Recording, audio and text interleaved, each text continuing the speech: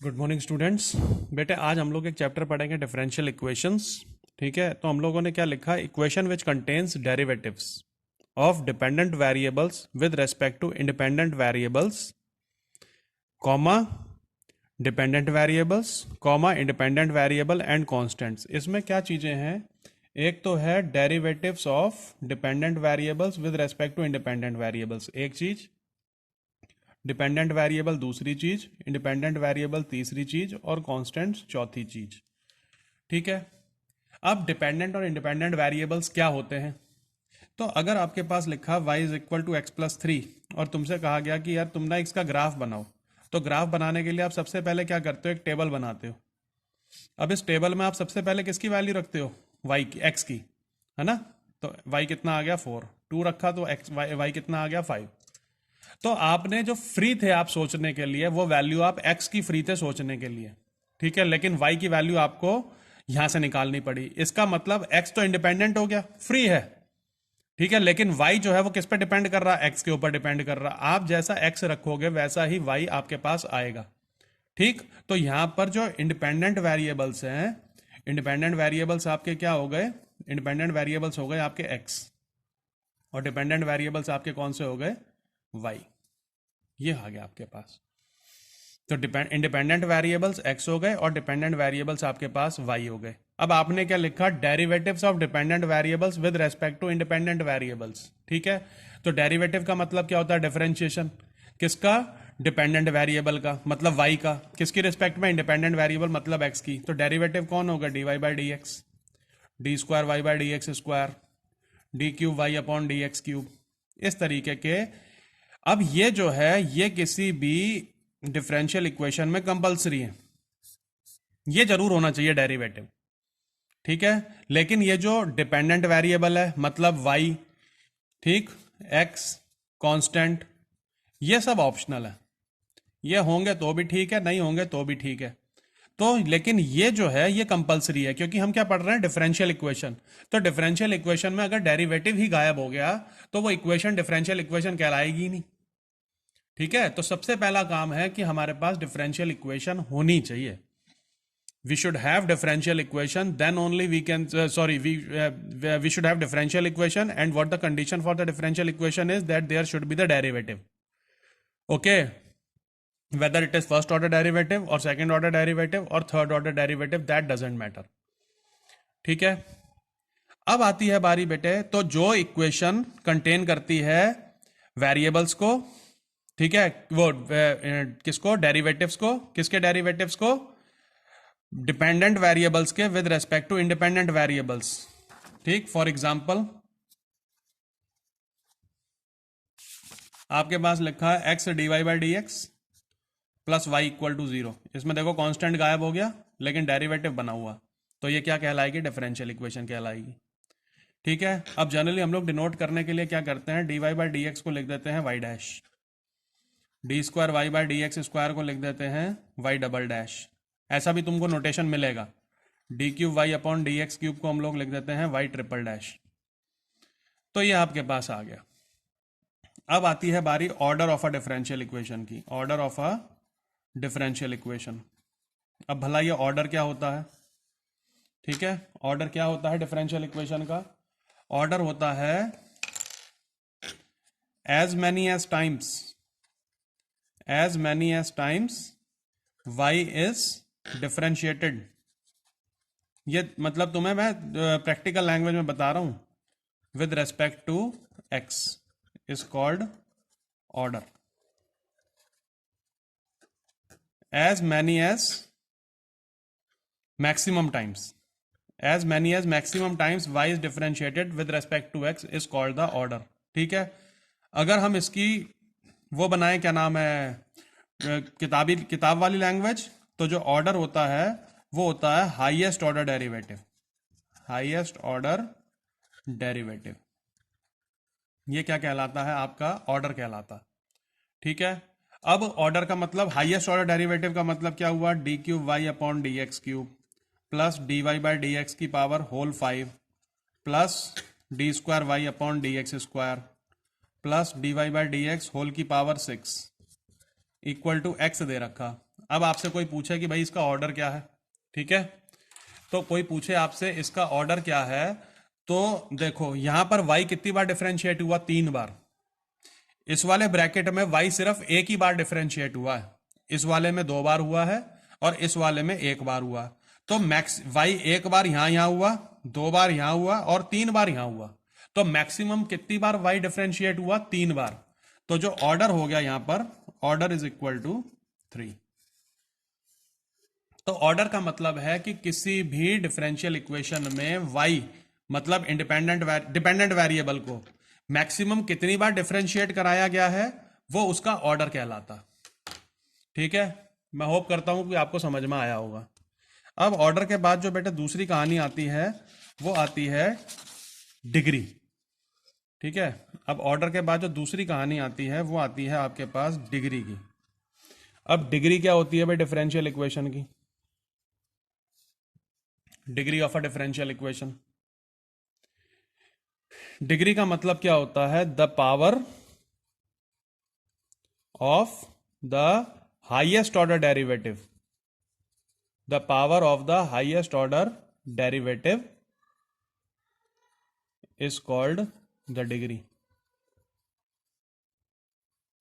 The power of the highest order derivative is called the degree. क्या मतलब हुआ इसका? इसका मतलब हुआ कि अगर आपके पास लिखा है D cube Y upon D x cube की power 3 plus D square Y upon D x square की power 6 plus D Y by D x की पावर 10 इक्वल टू 5, तो तुमने क्या लिखा था? Power of the highest order derivative. तो यहां पर अगर मैं आपसे ऑर्डर पूछूं जो हमने पीछे डिस्कस किया था, या y 3 बार हुआ, या 2 बार हुआ, या 1 बार हुआ, तो ऑर्डर तो हो गया 3। इसी ऑर्डर की पावर, इसी ऑर्डर की पावर जो होगी वो आपकी क्या कहलाएगी? डिग्री कहलाएगी।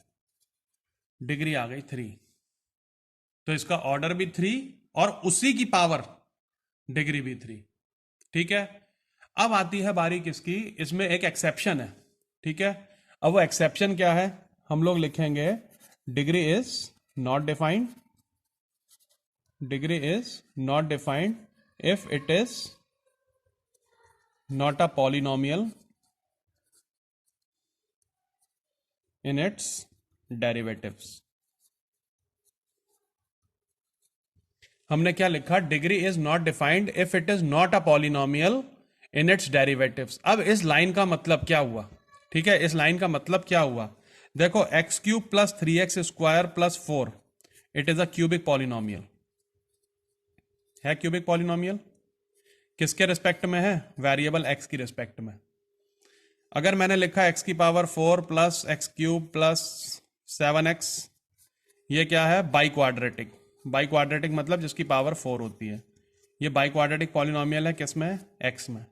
लेकिन अगर मैं लिख दूं X cube plus 3x plus log x, is it a cubic polynomial? Now it is not a cubic polynomial. It is the sum of a cubic polynomial and a logarithmic function. Okay, so this whole expression we can't say it is a polynomial in x, है ना? It is not a polynomial in x. ये x में polynomial नहीं है। ठीक है, अगर मैं लिख दूं X cube plus 3x square plus cos x, okay, so this is the cubic polynomial but this is a trigonometric function. So again it is not a polynomial in x. अगर मैं लिख दूं X cube plus 3x square plus E की power x, तो भी ये polynomial नहीं है x में। क्यों नहीं है? क्योंकि ये तो एक्सपोनेंशियल फंक्शन है और ये क्यूबिक पॉलिनोमियल है। यहां तक समझ में आया? अब आती है बारी किसकी? कि हमने यहां पर हम पॉलिनोमियल वेरिएबल कौन लेकर चल रहे हैं? x लेकर चल रहे हैं। तुमने क्या लिखा? Degree is not defined if it is not a polynomial in its derivative. अभी यहां पर हम क्या पॉलिनोमियल लेकर चल रहे हैं? एक्स में। अब एक्स की जगह क्या चाहिए? डेरिवेटिव चाहिए। तो इसका मतलब बेटे कहीं पर आपके पास लिखा हो किसी इक्वेशन में d square Y upon D x square plus log d Y by D x. जैसे यहां पर वेरिएबल एक्स था तो लॉग के अंदर कौन आया था? एक्स आया था। लेकिन अब पॉलिनोमियल किसका देख रहे हैं? डेरिवेटिव का देख रहे हैं, तो डेरिवेटिव आना चाहिए। ठीक है, तो इस केस में हम क्या कहेंगे कि भैया लॉग के अंदर क्या आ गया? D Y by D X derivative आ गया, क्योंकि ये पॉलिनोमियल बचा नहीं, तो डिग्री नॉट डिफाइंड। ऐसे ही अगर किसी इक्वेशन में आपके पास आ जाए ई की power d Y by D x, तो भी डिग्री नॉट डिफाइंड। ये dy बाई डी एक्स ही जरूरी नहीं है, बट डेरिवेटिव आना चाहिए, चाहे फर्स्ट ऑर्डर का, चाहे सेकंड ऑर्डर का, चाहे थर्ड ऑर्डर का। अगर कोई पूछा d cube Y upon D x cube cos d Y by D x, तो भी डिग्री नॉट डिफाइंड, है ना। तो ये चीजें आपकी डिग्री नॉट डिफाइंड की कैटेगरी में आएंगी। क्यों? क्योंकि ये पॉलिनोमियल नहीं है डेरिवेटिव्स में। समझ में आया बेटे आप लोगों को? यहां तक मैं होप करता हूं कि आपको समझ में आया होगा। अब थोड़ा हम लोग चलते हैं पहली एक्सरसाइज की तरफ। अब फर्स्ट एक्सरसाइज की बात करें हम लोग, तो ये है आपकी फर्स्ट एक्सरसाइज। ठीक है, वो क्या कहता है? ऑर्डर निकालो और डिग्री निकालो। ऑर्डर हर एक की होगी, ठीक है, ऑर्डर हर एक का होगा। देखो इसमें ऑर्डर 4 है, क्योंकि 4 बार डिफरेंशिएट हो रहा, लेकिन साइन के अंदर क्या आ गया? Y triple dash. Y triple dash का मतलब डेरिवेटिव आ गया, डेरिवेटिव आ गया तो डिग्री नॉट डिफाइंड होगी। ऐसे सेकंड वाले की बात करते हैं, d Y by D x. D Y by D x order 1 हो गया, और d Y by D x की पावर भी कितनी है? 1 है, तो ऑर्डर भी 1 और डिग्री भी 1। अगर हम इस वाले की बात करें, थर्ड वाले की, तो यहां पर D square S upon D T square 2 बार डिफरेंशिएट हुआ, तो इसका मतलब इसका ऑर्डर हो गया 2 और डिग्री आ जाएगी 1। ऑर्डर 2 और डिग्री मतलब इसी की पावर, इस पावर 4 को नहीं लेना, इसी की पावर डिग्री 1 हो गई। फोर्थ वाले पर आओ। फोर्थ वाले में लिखा d square Y upon D x square पूरे की पावर 2, तो 2 बार तो डिफरेंशिएट हो रहा भाई, तो ऑर्डर हो गया 2। लेकिन कॉज के एंगल के अंदर क्या आ गया? डेरिवेटिव आ गया, तो इसका मतलब ये पॉलिनोमियल नहीं रहा डेरिवेटिव का, तो डिग्री नॉट डिफाइंड हो गई। अब देखो यहां पर फिफ्थ वाले में लिखा d square Y upon D x square equal to cos 3x plus sine 3x। ठीक है, तो D Y by D x जो वो ऑर्डर वाई जो है वो 2 बार डिफरेंशिएट हो रहा, वाई 2 बार डिफरेंशिएट हो रहा, तो ऑर्डर हो गया 2 और डिग्री आ गई 1। ठीक है, इसमें देखो, इसमें ऑर्डर हो गया 3, सिक्स्थ वाले में ऑर्डर हो गया 3 और उसी की पावर डिग्री हो गई 2।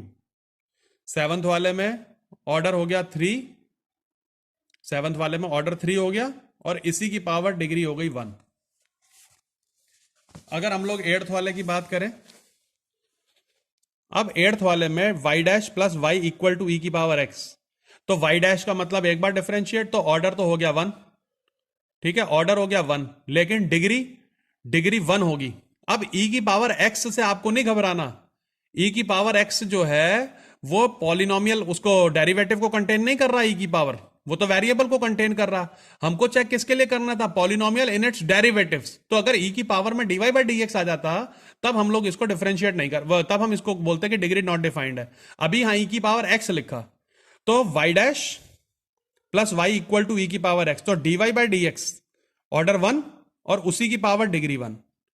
नाइन्थ वाले में ऑर्डर 2 डिग्री 1। टेंथ वाले में ऑर्डर 2 डिग्री 1। अब कोई पूछे कि साइन के अंदर y लिखा, अरे तो भाई साइन के अंदर y तो लिखा है, sine d Y by D x थोड़ी लिखा है। ठीक है, तो ऑर्डर 2 और डिग्री 1। यहां पर ऑर्डर 2 लेकिन साइन के अंदर क्या लिखा? डेरिवेटिव लिखा, तो पॉलिनोमियल फेल हो गया, तो ऑर्डर 2 और डिग्री नॉट डिफाइंड। लास्ट वाले में ऑर्डर 2 और डिग्री 1। लास्ट वाले में ऑर्डर 2 हो गया और डिग्री 1 हो गई। तो ये बेटे आपका पहली एक्सरसाइज और डेरिवेटिव्स की इंट्रोडक्शन हो गई है। सेकंड वाली एक्सरसाइज आपके सिलेबस में नहीं है, नहीं सॉरी, सेकंड वाली एक्सरसाइज आपके सिलेबस में है, थर्ड वाली नहीं है। तो सेकंड वाली के लिए अभी हम प्रोसीड करते हैं।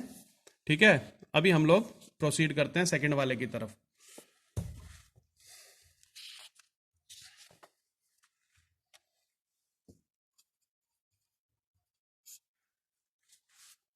पहले एक्सरसाइज 9.2 का इंस्ट्रक्शन पढ़ लो। इसमें लिखा है, in each of the exercise 1 to 10 verify that the given functions is a solution of the corresponding differential equation. In each of the exercise 1 to 10 verify that the given function is a solution of the corresponding differential equation. मतलब तुमको एक तरफ differential equation दे रखी है और दूसरी तरफ उसको सॉल्यूशन दे रखा, तुमको ये वेरीफाई करना है कि ये इसी का ही है। ये बहुत ईजी एक्सरसाइज है, इसमें से कुछ सिलेक्टेड क्वेश्चन हम लोग करेंगे, पहला तो जरूर करेंगे। देखो दे रखा y is equal to E की पावर x प्लस 1, ये सॉल्यूशन है।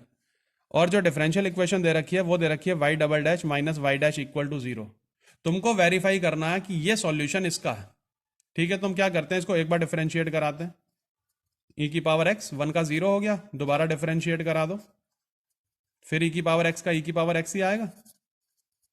इन दोनों वैल्यूज को यहां डाल दो LHS में, क्या मिल जाएगा, Y double dash minus Y dash equal to E की पावर एक्स माइनस ई की power X equal to 0। RHS के इक्वल आ गया। तो हमने वेरीफाई कर दिया कि भाई ये जो सॉल्यूशन दे रखा है या इसी डिफरेंशियल इक्वेशन का। इसके बाद बारी आती है बेटे क्वेश्चन नंबर 4 करते हैं। 4 में लिखा y is equal to under root 1 plus x square, और डिफरेंशियल इक्वेशन दे रखी है y dash equal to X Y over 1 plus x square. अब अगर मैं इसको डिफरेंशिएट कराऊं विद रेस्पेक्ट टू x, तो मुझे क्या मिलेगा, dy by D x equals to 1/2 under root 1 plus x square into 2x। ठीक है, तो क्या मिल गया, dy by D x equals to x upon under root 1 plus x square, ये मिल गया। अब मैं क्या करता हूं, इसको देखते हुए रूट 1 प्लस एक्स स्क्वायर से ऊपर नीचे मल्टीप्लाई करा देता हूं। करा दिया, dy by D x equals to x, ये रूट 1 प्लस एक्स स्क्वायर क्या था, y, और दोनों की नीचे मल्टीप्लाई हुई, सेम इक्वेशन आ गई कि नहीं आ गई, तो ये वेरीफाई हो गया भाई। ऐसे ही क्वेश्चन नंबर 6 वाला देखो। 6 में लिखा y is equal to x sine x, और इक्वेशन दे रखी है x y dash equal to y plus x under root x square minus y square. ये अच्छा क्वेश्चन है ये। तो क्या करो, डिफरेंशिएट करा दो। डिफरेंशिएट करोगे तो प्रोडक्ट रूल लगेगा, एक्स ऐसे ही साइन एक्स का cause x plus sine x ऐसे ही एक्स का 1, तो वाई डैश आ गया x cos x plus sine x. इसको देखते हुए इसको मल्टीप्लाई करा दो एक्स से, multiply by x both sides. जब आप इसको दोनों तरफ मल्टीप्लाई कराओगे बेटे एक्स से, तो आपको क्या मिलेगा, आपको मिलेगा x y dash equals to x square cos x plus x sine x, यही तो मिलेगा आपको। एक्स साइन एक्स की वैल्यू क्या है भाई, वाई, तो मिल गया x y dash equal to x square cos x plus y, तो ये वाई तो मिल गया हमको। अब हमको क्या चाहिए, ये एक्सप्रेशन नहीं मिल पा रहा, तो अगर मैं कॉज एक्स को साइन एक्स के टर्म्स में लिखूं तो under root 1 minus sine square x लिखूंगा कि नहीं, है ना।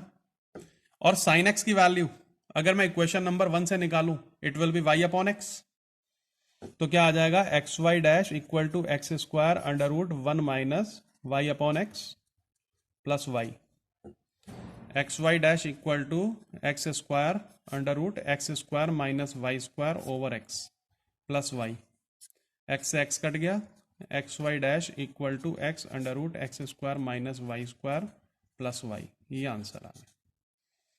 यही तो आपको वेरीफाई करना था। ठीक है, ऐसे ही आपके बाकी के क्वेश्चन हो जाएंगे, जो नहीं समझ में आएगा मुझसे पूछना। ठीक, अब बेटे 11th और 12th क्वेश्चन के लिए, 11th और 12th क्वेश्चन के लिए ना, एक होते हैं, अभी थोड़ा डिस्कस करते हैं, एक होते हैं आर्बिट्रेरी कांस्टेंट्स,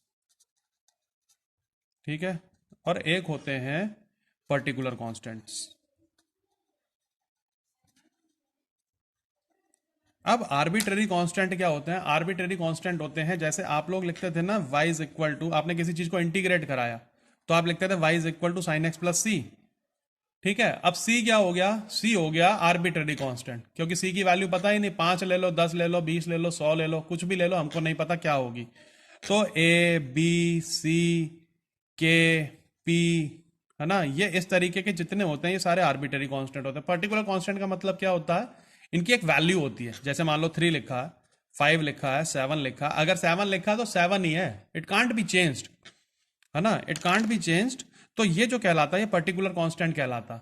ठीक, अब जिसमें आर्बिट्रेरी कांस्टेंट होते हैं, ठीक है, जिसमें आर्बिट्रेरी कांस्टेंट होते हैं वो सॉल्यूशन कहलाता है जर्नल सॉल्यूशन। जैसे ये सॉल्यूशन है ना, ये पर्टिकुलर सॉल्यूशन है। पर्टिकुलर सॉल्यूशन क्यों है, क्योंकि जिसमें कांस्टेंट है ये 1 है। ठीक है, और देखें क्वेश्चन नंबर 7 देखो, question number 7 X Y equal to log Y plus C, ये जनरल सॉल्यूशन है। ये जनरल सॉल्यूशन क्यों है? क्योंकि इसमें सी है, ठीक है। ये y dash equal to a x, question number 5, इसमें कैपिटल ए है, इट मीन्स ये जनरल सॉल्यूशन है, ठीक है। लेकिन पर्टिकुलर सॉल्यूशन क्या होगा? जिसमें कांस्टेंट की वैल्यू दे रखी होगी, जैसे यहां पर दे रखी है। तो आर्बिट्रेरी कांस्टेंट किस में पाए जाते हैं? जनरल सॉल्यूशन में, ठीक। तो जो नंबर ऑफ आर्बिट्रेरी कांस्टेंट होते हैं ना, जो नंबर ऑफ आर्बिट्रेरी कांस्टेंट्स होते हैं वो इक्वल होते हैं number of, sorry, order of general solution, order of differential equation के। इसका मतलब जितने डिफरेंशियल इक्वेशन का ऑर्डर होगा उसके सॉल्यूशन में उतने ही आर्बिट्रेरी कांस्टेंट होंगे। इसमें मान लो अगर एक जनरल सॉल्यूशन, एक order derivative, first order derivative की है तो उसके सॉल्यूशन में एक कांस्टेंट आएगा आर्बिट्रेरी।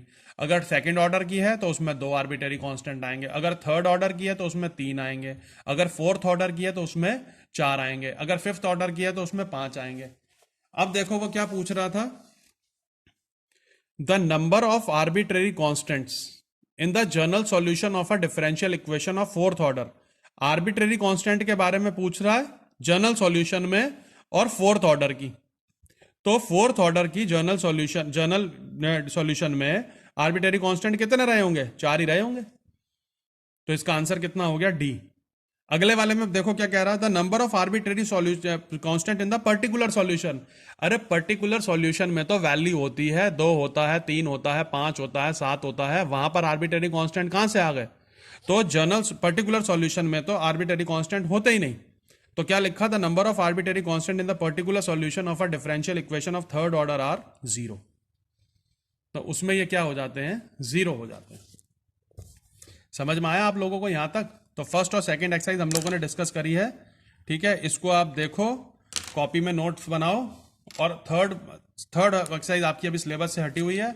अब आपकी 4th, 5th, 6th की तरफ हम लोग आगे बढ़ेंगे, ठीक है बच्चों।